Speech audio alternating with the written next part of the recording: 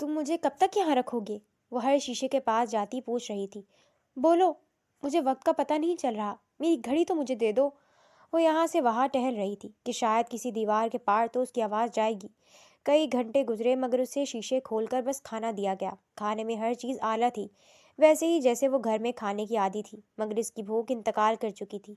वो खाना देखती और उसका जी मतलाना शुरू कर देता। कई घंटे गुजरने के बाद अचानक वही आवाज़ गूंजी। कैसी हो मोहतरमा जान? तुम आ गए? मुझे कब तक यहाँ रखोगे? मेरा सर चकरा रहा है इधर। प्लीज़ मुझे छोड़ दो। मैं तुम्हें इस जगह से निकाल कर किसी दूसरी अच्छी जगह ले जाऊंगा, मगर तुम अभी वापस नहीं जा सकती। आवाज़ नरम थी और कुछ सुस्त भी, जैसे वो बोलना भी ना चाह रहा हो। प्लीज़ मुझे घर जाने दो। वो रोहा सी हुई। उसका दिल बुरी तरह घबरा रहा था। दूसरी तरफ फिर खामोशी छा चुकी थी। कुछ देर बाद एक तरफ से शीशे का दरवाज़ा खुलने लगा। वो एकदम पीछे हुई। उसका दिल तेज़ी से धड़क रहा था। मेरे साथ चलें, एक उधेड़ उम्र शख्स ने कहा। वो सांवली रंगत वाला पथरीले तासुर चेहरे पर टिकाए हुए था। मुझे घर जाना है। मेरे साथ चलिए फ़िलहाल। अंदाज में न नरमी और ना सख्ती। वो खुद को कंपोज करती वहाँ से उठी तो सामने मुहाफिज दिखाई दिए। बहुत ही सख्त जान और दराज कद के हबशी नुमा गार्ड्स, जिन्हें देखकर ही लगता था कि वो बहुत ख़तरनाक होंगे। वो इस आदमी के पीछे चलती रही, साथ ही निगाहें उस मशीनी घर के आकर जायज़ा भी ले रही थी। कहीं से भी फरार की कोई राह सुझाई न दी, यहाँ तक कि उसे एक कमरे में भेज दिया गया। वो आलीशान कमरा था। कीमती फर्नीचर से लेस हर तरफ से दौलत की नुमाइश की गई थी। कम से कम ये कमरा इस दम घुटने वाले अजीब खाली और डरावने कमरे से बहुत बेहतर था। गेट बाहर से बंद नहीं किया गया और वो आदमी वहाँ से जा चुका था। वो हैरत ज़दा रह गई, फिर भाग कर कमरे से के बाहर झांका। सामने एक खतरनाक किस्म का गार्ड दिखा। वो ठंडी सांस भरकर रह गई। ये जगह बेहतर है। आवाज़ पर वो करंट खा कर सीधी हुई। आसपास देखा क्या? उसने हर तरफ माइक और कैमरे लगा रखे थे। मुझे मेरे घर जाना है। चली जाओगी, कुछ दिन इंतज़ार करो, दूसरी तरफ से कहा गया। और खाना वक्त पर खाओ। मुझे पता चला तुमने 2 दिन से कुछ नहीं खाया। आवाज़ में गुस्सा जाहिर हुआ। वो साकित रह गई। मैं नहीं खाऊंगी। मैं खिलाने आऊँ? पुरतपिश और गहरा लहजा। ज़रूरत नहीं। वो एकदम भड़की। अगर तुम नहीं चाहती कि मैं आऊँ और तुम्हें ज़बरदस्ती खिलाऊँ और फिर छोटा सा खराज भी वसूल करूँ तो अपनी बकवास बंद करो।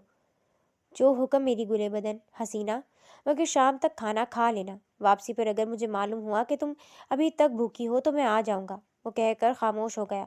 वो कुछ न बोली। दूसरी तरफ भी गहरी खामोशी छा चुकी थी। वो बेबसी से लब भेज कर रह गई।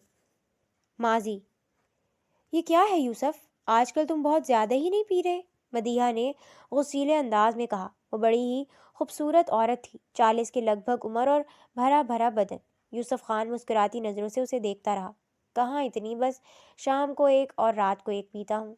वो हंस दिया था। 45 के करीब वो सुर्ख और सफ़ेद रंगत का मर्द था। झूठ ना बोले, नाजिया मुझे बता रही थी कि शब्बीर आजकल ज़्यादा ही नशे में धुत रहता है। वो रहता होगा, मुझे क्यों कह रही हो? वो हंस दिया।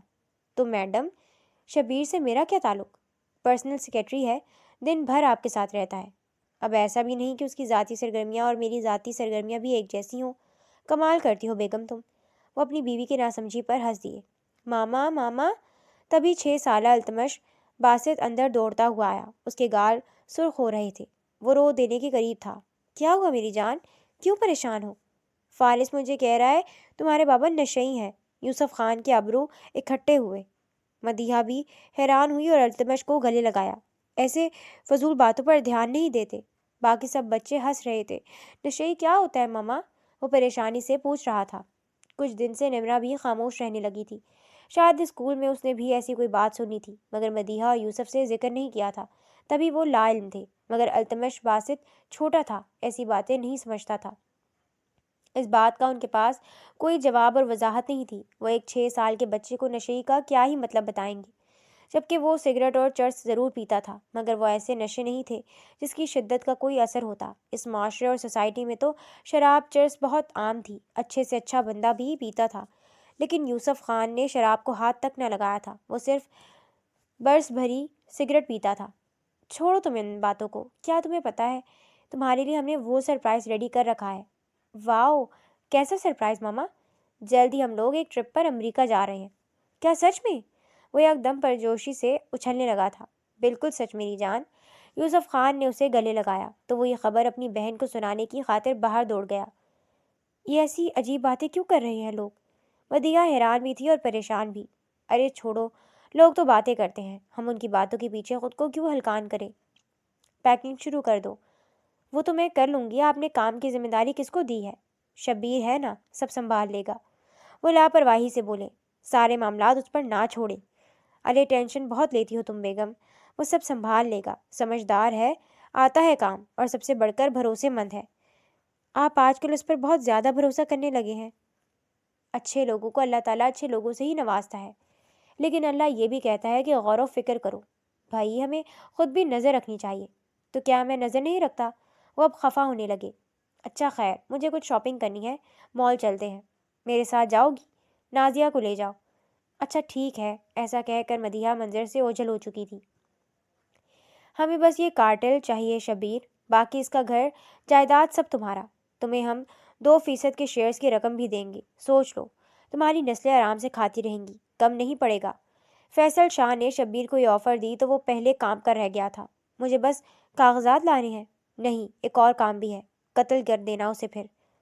ہاں، کیونکہ تم پر وہ بہت بھروسہ کرتا ہے، اور تم ہی ہو جو یہ کام آسانی سے کر پائے گا۔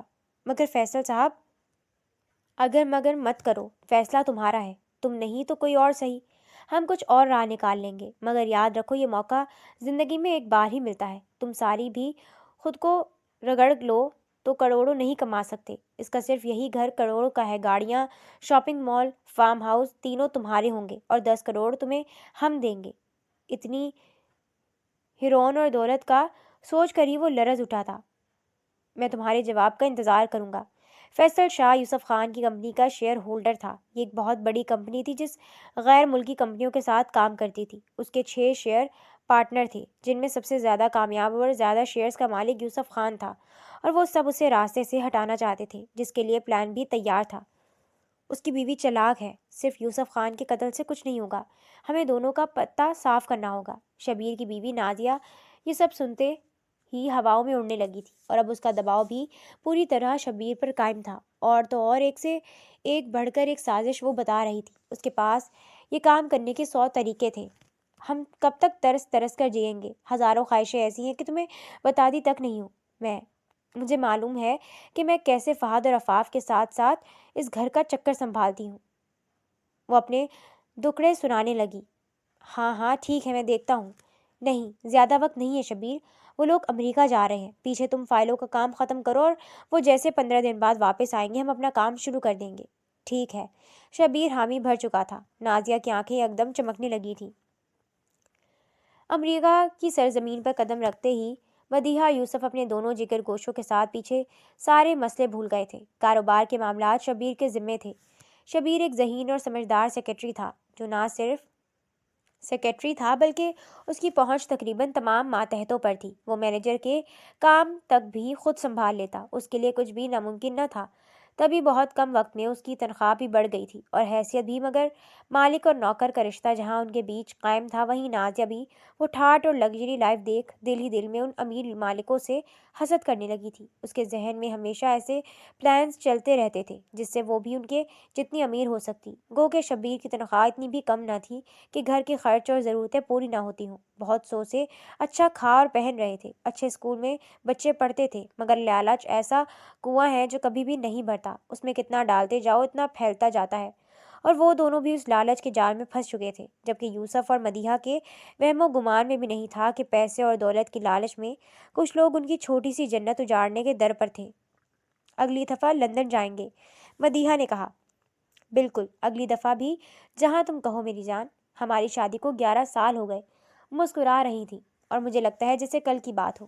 ہم ملے، محبت ہوئی، وہ گھومنا پھرنا، پھر خواب دیکھنا، پھر شادی ہوئی۔ کیا آپ کو لگتا ہے کہ وقت جلدی گزر گیا؟ تمہارے ساتھ واقعی وقت بہت جلدی گزر گیا، اور بہت خوبصورت۔ ہمیشہ ایسے ہی زندگی چاہتا تھا میں، حسین اور خوبصورت۔ کاش ہمیشہ ہم ایسے ہی ساتھ رہیں۔ یوسف خان مدیحہ کا ہاتھ تھامے کہہ رہا تھا۔ مدیحہ خوشی سے مسکراتے ہوئے اسے دیکھ رہی تھی۔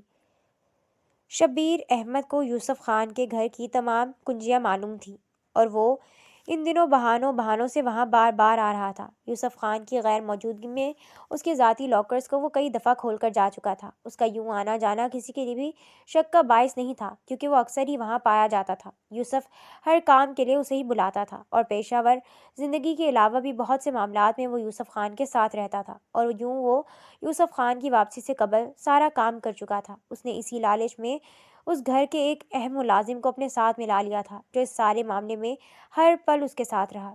جس دن یوسف خان واپس آیا، اس کے اگلے دن ہی وہ دونوں یوسف خان کے گھر چلے آئے۔ بہت ہی یاد کرتے رہے یہ یوسف صاحب کو۔ ارے تو کال کر لیتے۔ یوسف خان ہنس دیا۔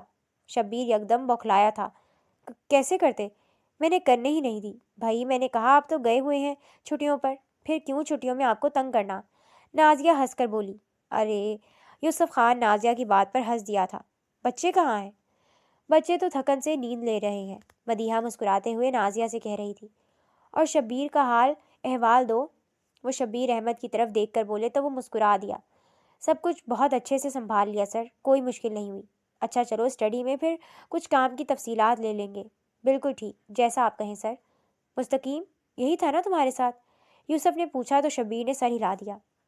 ہاں یہی تھا، مگر اس نے عملے کو چھٹی دی ہوئی ہے۔ میں تو کہہ رہا تھا آپ اتوار سے پہلے آ جائیں گے، مشکل ہوگی، مگر صفائی وغیرہ کروا لی تھی، کل تک آ جائے گا گھر کا عملہ بھی۔ ہاں اس کی کوئی ٹینشن نہیں۔ وہ دونوں اٹھ کر اسٹڈی کی طرف چلے گئے، جبکہ مدیحہ اور نازیہ بیٹھی باتیں کرتی رہیں۔ کیا کہتی ہیں مدیحہ صاحبہ، ایک کپ چائے ہو جائے؟ ہاں آپ کیوں، میں بنا لوں گی۔ میں جانتی ہوں خانسامہ بھی چھٹی پر ہے، تو آپ بناتی اچھی تھوڑی لگیں گی جب تک میں تم لوگوں کے تحفے الگ کرتی ہوں۔ ارے آپ ہمارے لیے تحفے لائی ہیں؟ وہ ایک دم شرمندہ نظر آنے لگی۔ اتنا تکلف کیوں کیا؟ تکلف کیوں، کافی دوستوں کے لیے لائی ہوں، تو ایسے آپ بھی میری دوست ہیں۔ آپ کی محبت ہے مدیحہ صاحبہ، وہ کہہ کر کچن کی طرف بڑھ گئی۔ نازیہ اٹھ کر کچن کی طرف آئی۔ چائے بناتے اس کے ہاتھ کانپ رہے تھے۔ بڑی مشکل سے چائے میں چینی وغیرہ ڈالی، پھر کپ میں چائے ڈالتے اس نے اپنے گریبان سے ایک پڑیا نکالی اور کپ میں ڈال کر ملا دی۔ اس کا دل بری طرح دھڑک رہا تھا۔ ہاتھوں کی کپ کپی پر قابو پاتے وہ ایک طرف بیٹھ گئی اور گہری سانسیں لیتے خود کو قابو میں کرنے لگی۔ ایک بات کہوں شبیر، مجھے پورا یقین تھا کہ تم سب سنبھال لو گے۔ وہ فائلیں دیکھتا کہہ رہا تھا۔ کوئی کام اس کی غیر موجودگی میں رکا نہیں تھا، بلکہ چلتا رہا تھا۔ وہ اس کا کام سے بہت خوش ہوا۔ یہ لو تمہارا تحفہ۔ وہ دراز سے سگار کا ایک قیمتی پیک نکال کر اس کو پکڑا رہا تھا۔ بہت شکریہ سر، وہ عاجزی سے کہہ رہا تھا۔ اچھا اسی بات پر ایک پیک تو بنا لو، وہ اسے کہنے لگی، اور یہی وہ پل تھا جس کو اس کا بے صبری سے انتظار تھا۔ جی سر۔ وہ اکثر کام کے دوران کبھی کبھی پی لیا کرتا تھا، اور اسے بنا کر دینے والا شبیر ہی ہوا کرتا تھا۔ شبیر اپنی جگہ سے اٹھ کر اسٹڈی کے اندر ہی ایک چھوٹے سے بار میں گیا۔ اس نے پیک بناتے جیب سے وہی پڑیا نکالی جو اس نے نازیہ کو دی تھی۔ پیک بناتے اس نے 2 چٹکی جتنا اس میں ملا دیا تھا، اور یوں وہ دونوں بیٹھ کر ساتھ ہی پینے لگے۔ وہ ادھر ادھر کی باتوں کے درمیان پی رہے تھے جب یوسف خان پورا گلاس ختم کر چکے تھے۔ کچھ لمحے اور گزرے تو اچانک ان کا چہرہ سرخ پڑنے لگا، دل کی دھڑکن تیز ہوئی، آنکھیں جلنے لگیں۔ ایسا لگ رہا تھا جیسے پورے بدن میں چھریوں سے اندر ہی اندر وار کیا جا رہا ہو۔ تم نے مجھے زہر دیا ہے؟ یوسف خان بے یقینی سے پھٹی نگاہیں لیے شبیر کو دیکھ رہے تھے۔ شبیر نے نگاہیں جھکا لی۔ وہ سینہ پکڑے اپنی جگہ سے اٹھنے کی کوشش کرنے لگا اور لڑکھڑاتا ہوا باہر کی طرف بھاگا، مگر اسٹڈی کا گیٹ پیچھے سے بند کر دیا گیا۔ کون ہے پیچھے؟ وہ خوفزدہ سی آواز میں شبیر سے پوچھنے لگا۔ کس نے تمہیں خریدا؟ وہ پلٹ کر لڑکھڑاتے قدموں سے شبیر کے پاس آتے اس کا گریبان پکڑنے کی کوشش کر رہا تھا۔ شبیر نے اپنا گریبان چھڑا لیا۔ کس نے تمہیں بھیجا؟ شبیر اسے دیکھتا رہا۔ فیصل شاہ۔ شبیر نے بتانے میں کوئی حرج محسوس نہ کی، کیونکہ وہ جانتا تھا سامنے کھڑا شخص چند لمحوں کا مہمان ہے، اور وہ نہیں جانتا تھا پیچھے کتابوں کے ریک کے برابر میں تنہائی کی دوست ننھی نمرا ساری باتیں سن رہی ہے۔ کیا میں مرنے والا ہوں؟ ایسی کون سی بھلائی تھی جو رہ گئی تھی شبیر؟ میں نے تم پر بھروسہ کیا تھا۔ نمرا کی آنکھیں خوف سے پھیلی۔ وہ بابا کو کیسے بچائے؟ اس کا ننھا سا ذہن تیزی سے چل رہا تھا۔ لیکن اگر اس نے مجھے بھی مار دیا اور کسی کو پتہ بھی؟ میرے بیوی بچوں کو کچھ مت کرنا۔ آپ کی بیوی بھی اس وقت شاید آخری سانس لے رہی ہوگی۔ یوسف خان ایک دم سسک اٹھا۔ اس کا دل پھٹنے لگا۔ میرے بچوں کو تو چھوڑ دینا، ان کا میں خیال رکھوں گا۔ میری مجبوری تھی، مجھے یہ کرنا پڑا۔ کیسی مجبوری؟ پیسے چاہیے تھے تو مجھ سے مانگ لیتے۔ تم نے میری دنیا اجاڑ دی، جسے میں نے بہت پیار سے جنت بنایا تھا۔ شبیر احمد پتھرائی نگاہوں سے اسے دیکھتا رہا۔ دروازے کے پیچھے کون ہے؟ یوسف خان جاننا چاہتا تھا، کیونکہ آستین کا دوسرا سانپ کون ہے؟ بہروز ذکی۔ یوسف خان نے سختی سے آنکھیں میچ لیں۔ وہ جانتا تھا دوسرا یہی ہو سکتا تھا۔ دو لوگ جنہیں اس نے اپنی غیر موجودگی میں اپنا سب کچھ سونپا تھا، وہ اسے ہی خنجر کھونپ رہے تھے۔ وہ آخری سسکیاں بھرنے لگا۔ سسکیاں گہری اور اونچی تھیں۔ نمرا یک دم روتے منہ چھپائے پیچھے ہٹی اور اوپر سے ایک کتاب نیچے گری۔ شبیر اس آواز پر یک دم چوکنا ہوا اور اس طرف لپکا۔ پلیز مجھے مت مارے شبیر انکل۔ نمرا کی آواز پر یوسف خان کی بند ہوتی آنکھیں جھٹ سے کھلیں۔ منہ سے جھاگ نکل رہا تھا۔ تبھی باہر کا گیٹ کھلا۔ نمرا نے ہاتھ میں پکڑی اپنی کتاب ریک کے نیچے گھسیٹ دی۔ کیا کریں اس کا؟ نمرا کو شبیر نے پکڑ کر منہ پر ہاتھ کس دیا تھا۔ ہم پکڑے جائیں گے، ختم کر دو۔ اسی پل یوسف کی آواز آئی، میری بیٹی کو چھوڑ دو۔ نمرا شبیر کی آنکھوں میں دیکھتی خوف سے تھر تھر کانپ رہی تھی۔ شبیر نے نظریں چراتے دونوں ہاتھوں سے اس کا گلا دبا دیا۔ وہ بری طرح مچل رہی تھی۔ وہ پیر مار مار کر خود کو چھڑانے کی کوشش کر رہی تھی، مگر وہ 10 سال کی بچی تھی، 40 سال کے مرد کا مقابلہ نہیں کر سکتی تھی۔ کچھ ہی منٹ میں اس کی گردن ڈھلک گئی تھی۔ اب کرائم سین کریٹ کریں گے۔ اس نے اپنی بیوی اور بیٹی کا قتل کر کے خودکشی کر لی، لیکن کیوں؟ یہ وجہ بھی ہم خود بنائیں گے۔ شبیر نے اضافہ کیا۔ وہ تو اسبات میں گردن ہلانے لگا۔ سامنے یوسف خان اور نمرا کی لاشیں پڑی تھیں۔ دونوں کی آنکھیں کھلی ہوئی تھیں، جن میں ہزاروں سوال تھے۔ دوسری طرف ڈرائنگ روم میں مدیحہ کی لاش پڑی تھی۔ منہ سے جھاگ نکل رہا تھا اور نازیہ اپنے جرم کے نشانات مٹا رہی تھی۔ ننھا التمش باسط اپنے کمرے میں سو رہا تھا، اس بات سے بے خبر کہ 1 گھنٹے کی نیند اس کی زندگی کے آنے والے لمحات کی ساری نیندیں چرا چکی ہے۔ جب وہ نیند سے اٹھا تو اس نے ماں کی تلاش میں کمرے سے قدم نکالا۔ ماما، ماما، نمرا۔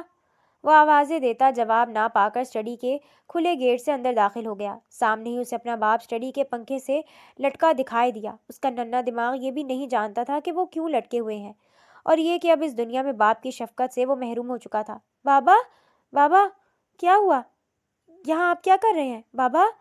وہ پھر گھوم کر اس جانب آیا تو ایک طرف اس کی بہن پڑی ملی، لیکن دوسری نظر اس کی اس رنگین ڈائری پر پڑی جس کے لیے وہ دوپہر کو لڑ رہے تھے۔ وہ جھپٹ کر ریک کے نیچے پڑی ڈائری اٹھا کر خوشی خوشی کھولنے لگا۔ وہیں وہ تتلی بنی سونے کی زنجیر بھی تھی۔ اس نے اپنی بہن کی چیزیں اٹھا لیں اور چھپکے سے وہاں سے نکل آیا۔ وہ اپنی ماں کو ڈھونڈتا نیچے آیا اور جگہ جگہ دیکھنے کے بعد آخر اسے اپنی ماں ڈرائنگ روم میں پڑی ملی۔ ماما، آپ بھی سو رہی ہیں؟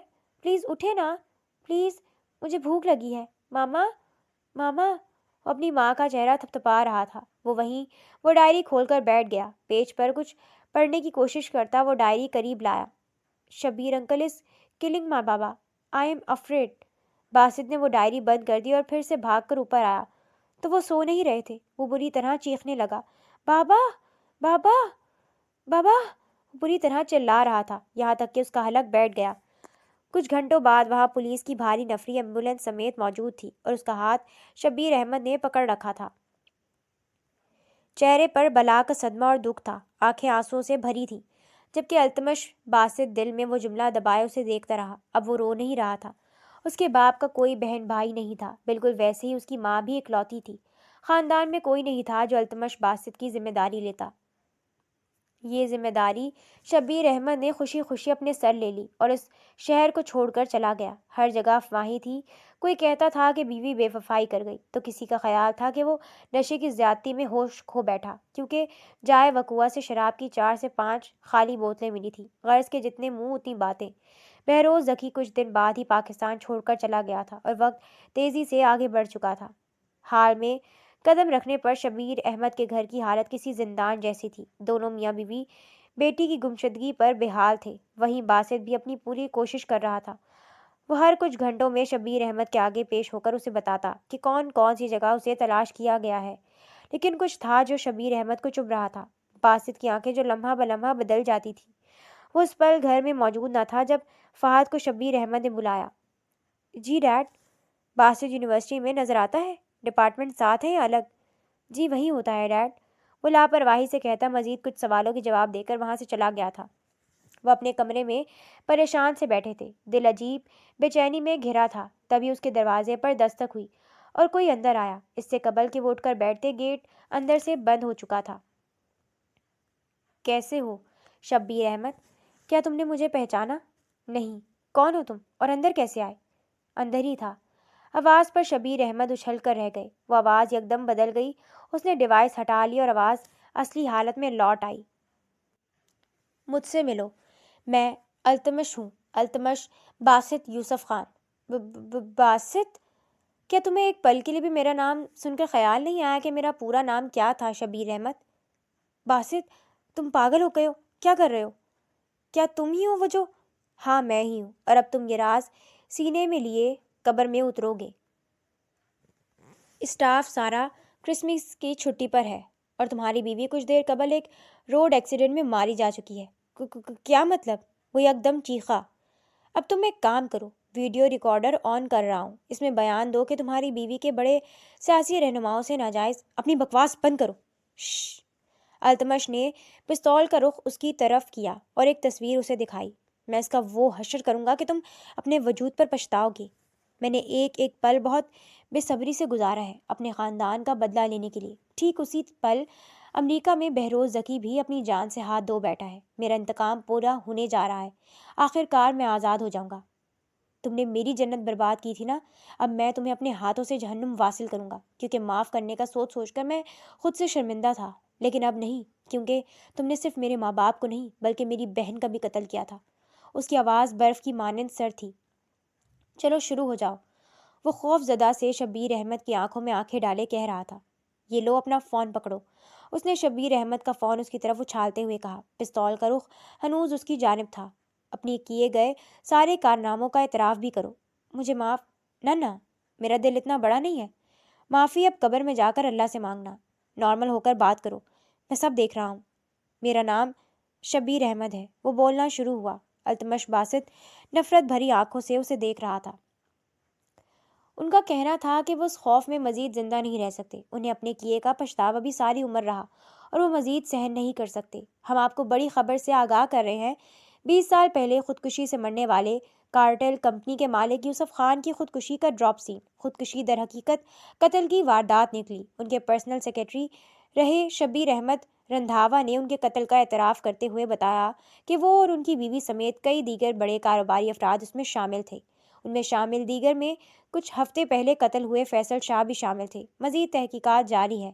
ہم آپ کو پل پل باخبر رکھیں گے۔ ہمارے ساتھ رہیے۔ نیوز کاسٹر تیز تیز کہہ رہی تھی۔ میتوں کے سرہانے باسط فہد کو سنبھالے ہوئے تھا۔ اس کی آنکھوں میں ایک اطمینان سا چھپا تھا۔ اسے گاڑی میں بٹھایا جا رہا تھا اور وہ حیران تھی کہ یہ کیسے ہوا۔ وہ اتنی آسانی سے اسے بغیر کسی مطالبے کے کیسے چھوڑ رہے ہیں۔ اس کا دل بے چین بھی تھا اور خوش بھی تھی، لیکن یہ خوشی زیادہ دیر تک نہ رہ سکی۔ وہ گاڑی اسے سوسائٹی کے باہر چھوڑ کر جا چکی تھی اور اس کا بند فون اسے پکڑا دیا گیا۔ اس نے تیزی سے فون کھولتے باسط کا نمبر ملایا تھا۔ فون فوراً اٹھا لیا گیا۔ کہاں ہو تم؟ اس کی آواز میں ٹھہراؤ تھا۔ میں یہاں روز پارلر کے پاس۔ وہ کچھ کہتی فون بند کر دیا گیا۔ وہ یکدم ساکت رہ گئی۔ ایسے کیسے فون بھی بند کر دیا اور بات کی کیسے عجیب طریقے سے کر رہا تھا؟ ٹھیک ہے، اس کے منع کرنے کے باوجود بھی میں کچھ گئی، لیکن کیا اسے میرے کھو جانے پر اپنا غصہ قائم رکھنا ہے؟ وہ پیدل ہی گھر کی طرف چل دی۔ دل ہی دل میں ہزاروں احساسات اور سوالات تھے۔ تبھی سامنے سے باسط کی گاڑی آتی دکھائی دی۔ وہ یکدم ٹھہر گئی۔ 4 دن بعد اسے دیکھ دل میں عجیب سا احساس جاگا تھا، مگر وہ گاڑی سے اترا تو چہرہ اسپاٹ اور سرد تھا۔ وہ دوڑ کر اس کے سینے سے جا لگی۔ I missed you too۔ اس کا کندھا تھپتھپا کر ایک پل کو اس کی آنکھوں میں دیکھ کر اسے ساتھ لگائے گاڑی کی طرف لے جانے لگا۔ بجھے سے کیوں ہو؟ بات کیوں نہیں کر رہے؟ گھر میں سب ٹھیک ہے نا؟ ڈیڈ کا فون بند ہے، مام بھی فون نہیں اٹھا رہی۔ کیا مجھ سے ناراض ہو؟ نہیں، خود سے ناراض ہوں۔ کیوں؟ وہ حیران ہوئی، مگر اس نے کوئی جواب نہ دیا۔ گاڑی سٹارٹ ہوئی اور تیزی سے گھر کی طرف بڑھنے لگی، مگر گھر کے باہر کھڑی گاڑیوں کی قطار پر وہ بری طرح چونکی۔ یہ کیا ہے؟ میڈیا بھی وہیں تھا۔ دل میں انہونی کا احساس جاگا۔ وہ یکدم تیزی سے باہر بھاگی۔ مرکزی گیٹ میں قدم رکھنے کے بعد وہ آگے نہ بڑھ سکی۔ لان کے وسط میں 2 تابوت تھے۔ وہ وہیں چکر گرتی سے قبل ہی باسط نے اسے تھام لیا۔ دل ہی دل میں وہ اس سے شرمندہ تھا، لیکن کئی سال پہلے وہ یہ وعدہ اپنے مرحوم خاندان سے کر چکا تھا کہ وہ اپنا انتقام نہیں چھوڑے گا، چاہے اس کے لیے اسے کچھ بھی کرنا پڑے۔ پہلے وہ چاہتا تھا کہ افات کی غیر موجودگی میں سب ہو، تاکہ وہ یہ سب نہ دیکھے، لیکن پھر اس نے سوچا کہ اسے اپنے ماں باپ کا آخری دیدار کرنا چاہیے، تو اس نے اپنے لوگوں کو حکم دے کر اسے آزاد کر دیا، اور اب وہ ہوش میں آنے کے بعد ایک ایک تابوت سے لپٹ کر بری طرح سے رو دی۔ باسط اس کے سرہانے سر جھکائے کھڑا تھا۔ اس کے دل میں کوئی ملال نہیں تھا سوائے اس دکھ کے جو عفاف کو ملا۔ وہ اسے عزیز تھی، اس دنیا میں سب سے زیادہ عزیز تر، جس کی آنکھوں میں وہ ایک آنسو بھی نہیں دیکھنا چاہتا تھا۔ لیکن یہ پل کبھی نہ کبھی آنے ہی تھے۔ اسے اپنے خاندان کے خون کا حق ادا کرنا تھا، اور اب اسے کوئی غم نہیں تھا۔ اس کے دل کا پہاڑ جتنا بوجھ اتر چکا تھا۔ اس نے اتنے سال اپنے ماں باپ کے قاتلوں کے ساتھ کیسے ایک چھت تلے گزارے تھے، صرف وہی جانتا تھا۔ کئی بار وہ صرف عفاف کی خاطر انہیں معافی دینے کو تیار ہو جاتا، مگر ہر بار وہ پلٹ کر اس باب کو کھول لیتا، اور ہر بار دیکھنے پر ایک نیا انکشاف ہوتا، ہر سرے پر ایک نیا دشمن ملتا، اور یوں وقت کے ساتھ ساتھ اس کا جنون بڑھتا گیا، اور آخر کار چند مہینوں پہلے اس نے پوری تیاری کے ساتھ میدان میں اترنے کا فیصلہ کیا، اور ہر قدم پھونک پھونک کر رکھا۔ اب افواہیں جتنی بھی پھیل جاتی، کوئی ثبوت نہیں تھا کہ یہ قتل تھا یا خودکشی، بالکل اسی طرح جیسے 20 سال قبل کوئی ثبوت نہیں کر پایا تھا کہ یوسف خان کا قتل ہوا تھا۔ کہانی یقین نہ کرنے والی تھی، مگر دھیرے دھیرے لوگ اس بات کو مان چکے تھے، اور اب اتنے سال بعد وہی کہانی دہرائی گئی تھی، بالکل اسی انداز میں۔ آج کے دن سویم تھا۔ فہد قدرے سنبھلا ہوا تھا، مگر عفاف نڈھال تھی۔ گھر میں ان تینوں کے سوا کوئی بھی نہیں تھا۔ خاندان میں کبھی کسی کو اتنی اہمیت ہی نہیں دی تھی کہ کوئی ان کی اوقات کے بعد ان کے بچوں کا خیال کرتا، ان کے لیے کچھ دن ٹھہر جاتا۔ تیسرے دن بھی قریب کے صرف چند ہی لوگ آئے تھے، باقی تمام کاروباری لوگ تھے جو تعزیت کے بعد واپس چلے گئے تھے۔ زوبیہ ابھی تک بے یقین تھی، اسے کچھ بھی سمجھ نہیں آ رہا تھا۔ اس کے لیے ایک بھیانک خواب تھا جو حقیقت کا روپ دھارے اس کے سامنے آ گیا تھا، اور وہ اب اس سے نظریں بھی نہیں چرا سکتی تھی۔ تم مجھے ڈھونڈنے کیوں نہیں آیا باسط؟ باسط بس اس کی آنکھوں میں دیکھتا رہ گیا، کچھ بھی نہ بولا۔ اس کے پاس کہنے کو کچھ بھی نہیں تھا۔ اس کے پاس سارے پلان صرف اپنے انتقام تک تھے۔ انتقام کے بعد کیا کرنا ہے وہ کچھ نہیں جانتا تھا، اور اب وہ اسی طرح الجھا اور بے چین سا بیٹھا تھا۔ عفاف سے نظریں ملانا اس کے لیے فی الحال سب سے مشکل کام تھا۔ بولو، تم مجھے ڈھونڈنے کیوں نہیں آئے؟ میں خود بچا لیتی موم ڈیڈ کو۔ اور وہ قتل جو آپ کے ڈیڈ نے کیے تھے؟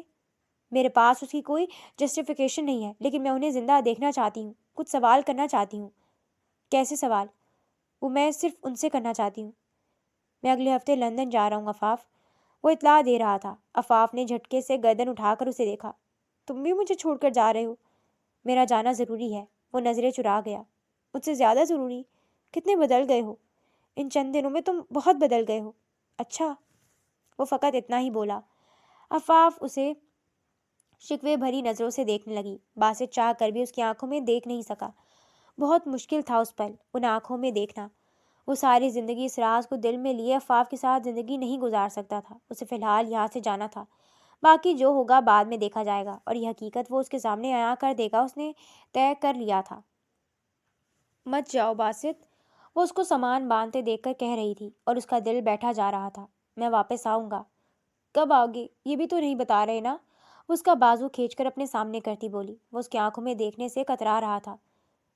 میری طرف دیکھنا تک چھوڑ دیا ہے، تمہاری طرف دیکھا تو کمزور ہو جاؤں گا، دل ہی دل میں کہتے اس نے گہری سانس لی تھی۔ تمہارا دل بھر گیا ہے نا مجھ سے؟ ایسا کچھ نہیں ہے، میں کام دیکھتا رہوں گا، معاملات باقی فہد کو بھی سمجھا دیا۔ میں کام کی بات نہیں کر رہی، فہد کی بات نہیں کر رہی، میں میری بات کر رہی ہوں، عفاف کی بات۔ میری بات کرو مجھ سے۔ تم مجھے میری زندگی کے سب سے مشکل وقت میں اکیلا چھوڑ کر جا رہے ہو۔ موم ڈیڈ کو اس دنیا سے گئے صرف 10 دن ہوئے ہیں۔ وہ یہ کہتے روتے ہوئے اس کے سینے سے لگ چکی تھی۔ وہ بری طرح رو رہی تھی۔ باسط نے سختی سے آنکھیں میچتے اسے بھی خود میں بھیج لیا۔ وہ روتی رہی، اور وہ اس کی کمر اور سر سہلاتا رہا۔ روتے روتے وہ جب چپ ہوئی تو آنسو پوچھے اسے دیکھنے لگی۔ تمہارا حصار اجنبی نہیں ہے، آج بھی ویسے ہی تحفظ دیتا ہے، اپنائیت سے بھرا، پھر تمہاری آنکھیں کیوں اجنبی ہو گئی ہیں؟ وہ بڑا ہی مشکل سوال پوچھ رہی تھی جس کا جواب اس کے پاس نہیں تھا۔ میں آپ کو سارے سوالوں کا جواب دوں گا، مگر ابھی نہیں، مجھے جانے دیں، وہ نرمی سے کہہ رہا تھا۔ نظریں پھر پھیر لی گئی تھیں۔ واپس آؤ گے؟ آپ بلائیں گی، آ جاؤں گا۔ وہ اس کا گال تھپتھپا کر اپنا سامان اٹھانے لگا۔ وہ پھر اسے بازو سے پکڑ کر روک رہی تھی۔ پلیز مت جاؤ، مجھے مت روکیں۔ وہ اس کی طرف نہیں دیکھ رہا تھا، وہ جا رہا تھا، اور عفاف کا دل بیٹھ رہا تھا۔ وہ بے آواز رونے لگی۔ وہ فہد سے مل رہا تھا، اور اسے ایئرپورٹ چلنے کی بھی پیشکش نہیں کی، اس کی طرف دیکھا بھی نہیں۔ وہ اسے کیوں نہیں دیکھ رہا تھا؟ وہ تو اس سے عشق کرتا تھا۔ پھر یہ سب کیوں؟ وہ ٹوٹا دل لیے اسے جاتے دیکھ رہی تھی۔ گاڑی گھر کے احاطے سے نکلی ہی تھی جب اس کا ضبط ٹوٹ کر رہ گیا۔ وہ بری طرح پھوٹ پھوٹ کر رو دی، بالکل ویسے ہی جیسے ماں باپ کی میت پر روئی تھی۔ اس کے جانے کے ٹھیک 1 گھنٹے بعد اسے باسط کی طرف سے پیغام موصول ہوا: اللہ حافظ، مجھے معاف کر دیجیے گا مگر میں مجبور تھا اور مجھے میرے کچھ فرض پورے کرنے تھے۔ وہ خالی خالی نظروں سے یہ میسج دیکھتی رہی۔ دن ہفتوں میں بدلے اور ہفتے مہینوں میں، اور ہجر کا یہ عالم پل پل ان دونوں کے دل کاٹ رہا تھا۔ عفاف ہر روز خود سے وعدہ کرتی کہ اسے بھول جائے گی اور اگلے دن اسے واپس بلانے لگتی۔ وہ اس سے ہر بات کر لیتا، ہر سوال کا جواب دے دیتا، لیکن واپسی کے سوال پر گہری چپ اوڑھ لیتا۔ ایک دن وہ بغیر بتائے ایئرپورٹ کے لیے نکل گئی اور لندن کی سرزمین پر قدم رکھتے اس نے باسط کو فون کیا: میں لندن میں ہوں۔ ایئرپورٹ پر ہی ٹھہری رہی اور کچھ دیر بعد وہ گاڑی لیے وہاں موجود تھا۔ اتنے مہینوں بعد ایک دوسرے کو دیکھتے وہ دونوں بے اختیار ہوئے اور ایک دوسرے کے گلے لگ گئے۔ تمہاری بے وفائی کا ثبوت بھی نہیں ہے، اور وہ اتنی واضح ہے کہ ایسی کوئی دلیل نہیں کہ اسے جھوٹا ثابت کیا جا سکے۔ میرے پیچھے آنے کی قیمت بہت بھاری پڑے گی عفاف۔ قیمت بتا دو، چکا سکی تو چکا دوں گی، ورنہ واپس چلی جاؤں گی۔ وہ اس کی آنکھوں میں دیکھ رہی تھی۔ I killed your parents, I am not the son of Bakhtiar چچا۔ ان کا کوئی بیٹا نہیں تھا، ایک بیٹی تھی جو ہمیشہ سے اپنی نانی کے ساتھ سعودیہ میں رہتی ہے۔ میں یوسف خان کا بیٹا ہوں، جس کو آپ کے ڈیڈ نے دولت کے لالچ میں قتل کر دیا تھا۔ میں التمش باسط یوسف ہوں۔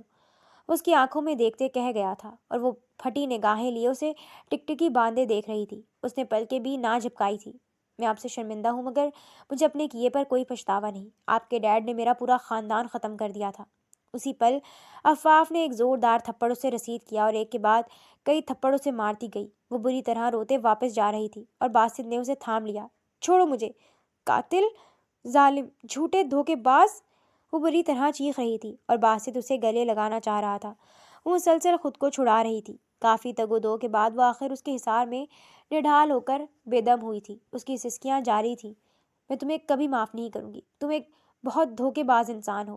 وہ مسلسل یہی جملہ دہرا رہی تھی اور روتی جا رہی تھی۔ باسط آنکھیں بند کیے اس کی بے ترتیب دھڑکنیں سنتا رہا۔ 2 سال بعد یہ منظر ایک لگژری ہوٹل کا تھا جہاں ان کا نکاح منعقد کیا گیا تھا۔ بہت سی الجھی ادھوری ملاقاتیں، لڑائیاں، معافی تلافی اور بحث و مباحثوں کے بعد وہ پھر لوٹ آئی تھی اپنی مرضی سے، کیونکہ وہ جانتی تھی اس کے پاس باسط کے علاوہ اور کچھ نہیں ہے، اور جو کچھ اس کے ماں باپ نے کیا تھا اس کی سزا انہیں کسی بھی طرح بھی تو ملتی تو ایسے ہی ہونا تھا۔ مگر اسے یہ بات قبول کرنے میں 2 سال لگ گئے تھے۔ وہ بہت کوشش کے بعد جا کر اسے معاف کر پائی تھی، بہت کوشش کے بعد اب دوبارہ سے اس کی آنکھوں میں دیکھ پاتی تھی اور وہ محبت محسوس کر پاتی تھی۔ وہ اپنائیت کا احساس دوبارہ ڈھونڈتے ڈھونڈتے اسے 2 سال لگ گئے تھے، اور ان 2 سالوں کے درمیان اس نے اس کے حصار میں پناہ لینا چھوڑ دیا تھا، لیکن باسط اس کے لیے ویسا ہی تھا جیسے شروع سے اس کے ساتھ رہا تھا۔ باسط کا یہ رویہ اور محبت اور اپنائیت تھی جو اسے اپنی طرف دوبارہ کھینچ لائی تھی، ورنہ ایک وقت وہ بھی تھا جب باسط کو لگا کہ اس رشتے کا اختتام ہو چکا ہے، لیکن اس نے عفاف کو اس کے حال پر نہیں چھوڑا تھا۔ اسے بار بار یہ احساس دلاتا رہا تھا کہ وہ اس کے لیے وہی باسط ہے جو ہمیشہ سے تھا۔ آج وہ اطمینان اور خوشی سے اس کے پہلو میں کھڑی تھی۔ ان کے بیچ کا تعلق اس تعلق سے بہت مختلف تھا جو ان کے درمیان کئی سالوں تک رہا تھا، مگر یہ نیا سال احساس بھی باسط کو پسند تھا۔ وہ اسے دوبارہ جیت لینا چاہتا تھا اور عفاف اسے دوبارہ اپنا لینا چاہتی تھی۔ مبارک ہو، تمہیں بھی مبارک ہو۔ اس کی آنکھوں میں دیکھ کر پھر نظریں جھکا گئی تھی۔ امید ہے نئی شروعات ہم دونوں کے لیے زندگی میں خوبصورت اور دلکشی لائے گی، عفاف کہہ رہی تھی۔ میں پوری کوشش کروں گا کہ آپ کو میرے ساتھ کوئی تکلیف نہ ہو، آپ پر کوئی آنچ نہ آئے، آپ کا دل کبھی اداس نہ ہو، وہ نرمی سے کہتا اس کا ہاتھ سہلا رہا تھا۔ وہ مسکرا دی۔ مجھے یقین ہے تم پر، مجھ پر یقین کرنے کا شکریہ۔ اس نے جھک کر اس کے ہاتھ کی پشت چوم لی۔ عفاف کا چہرہ سرخ پڑا تھا، وہ نظریں چرا کر رہ گئی۔ یہ احساس اس قربت کے احساس سے بالکل مختلف تھا جو ان کے بیچ رہا کرتا تھا، کیونکہ ان کے رشتے نے ایک نیا موڑ اور نئی زندگی پائی تھی جس کے لیے وہ دونوں ہی خوش اور پر امید تھے۔